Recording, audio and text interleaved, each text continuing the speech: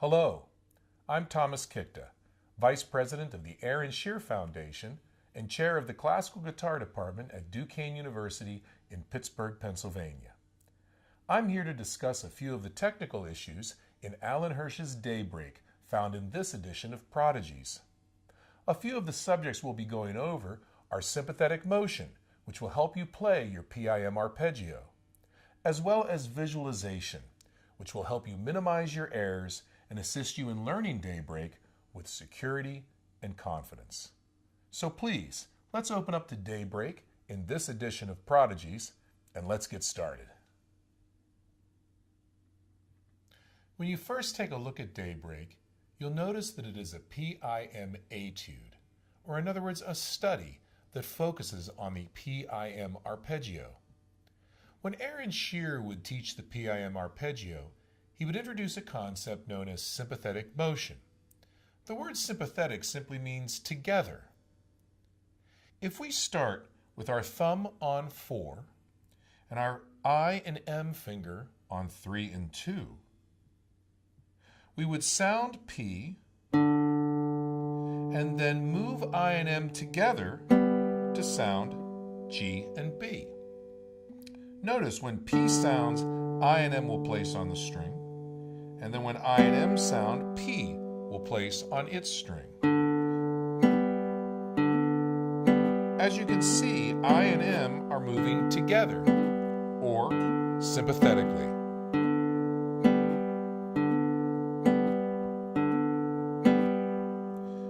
Now to make this an arpeggio, we simply go one step farther. We will separate I and M in time. They will still move together, but will now play sequentially. And notice, when P sounds, the sympathetic set will reset, and when I and M sound, P will reset.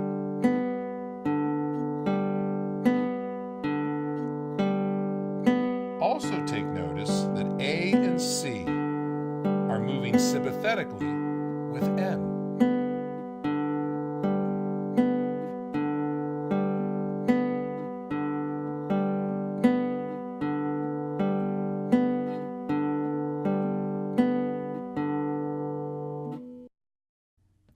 Here's a few things to watch out for when you play DayBreak.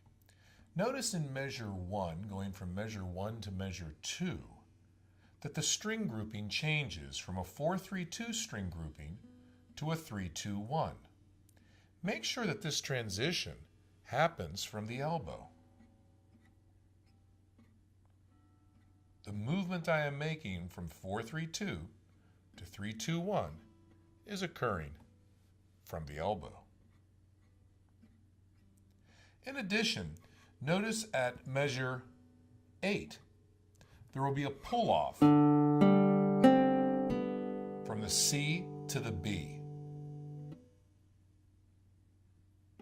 And then from measures 16 through 21, the C and the B will be on the 3rd string, while in measure 21, the G will be on the 4th string.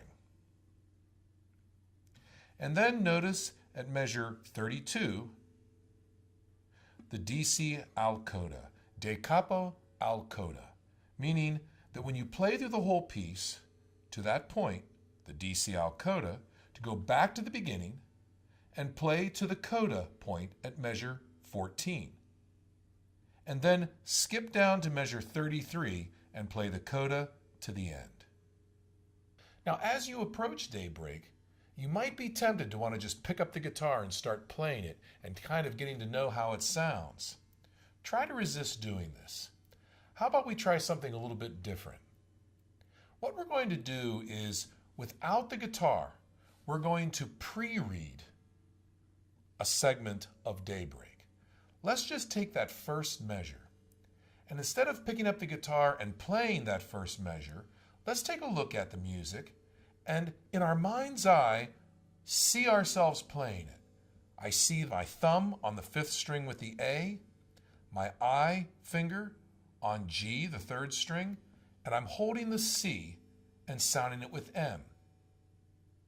Then the second finger goes to an E, and we have an open G with a C being held by the first finger.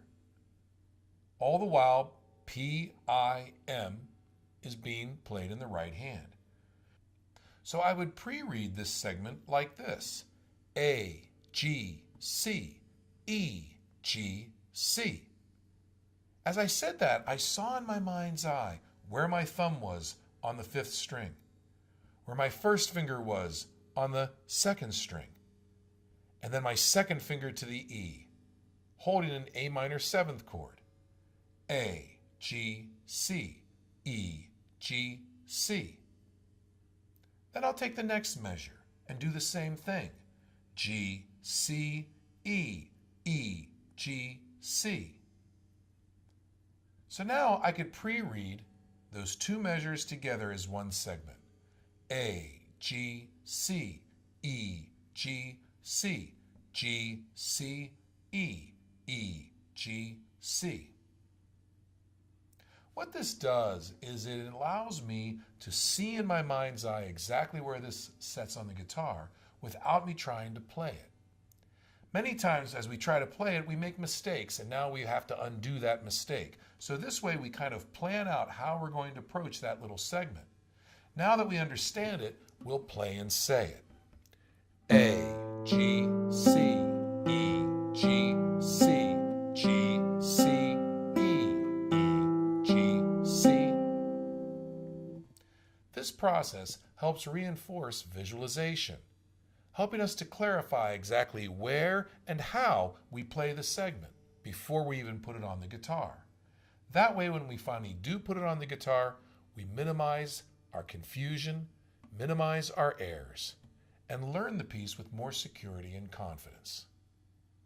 Repeat pre-reading and playing and saying with each segment as you work your way through DayBreak.